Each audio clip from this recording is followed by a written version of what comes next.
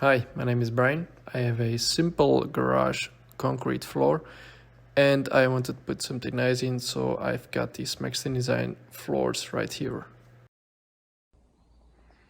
Okay, so as you can see, we have two different colors.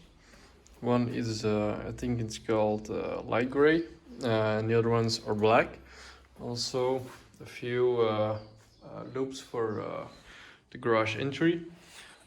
So my plan was to make the general color of the garage this, and have an outlining of where the car is going to be at,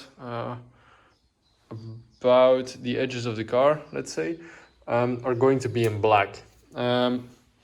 So since the right side of the garage right there is a little bit thicker than the left side, we're going to put the fill tile, this one, against that wall, and then fill it up as far as we can, and then cut pieces off the tiles and make it fit on the right side. You can also buy these edge tiles, so you can make it nice and fit, but they are also in black, and since I wanted gray and a black combination, that wasn't going to work for me, so I'm just going to have to cut pieces off the edges and make it fit that way. All right, so let's get started.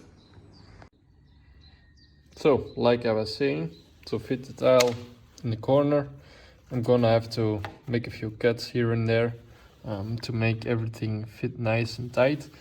The good thing is, this plastic gets really easy. You can just use a regular knife and they'll just get right off.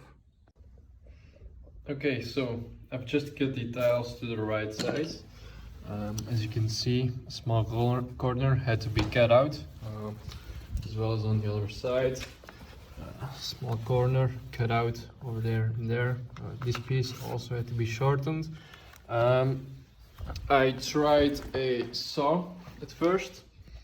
However, it would melt the plastic, making it harder to cut. So then I've just used a regular handsaw, which worked out a lot better. So if you're going to cut this flooring, try to use something like this.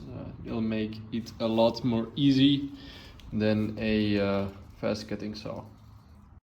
So now for the final result. As you can see, I have a small gap on the left side, but these are going to be filled up with these corner tiles from Maxton Design. So really happy. Thank you. Bye bye.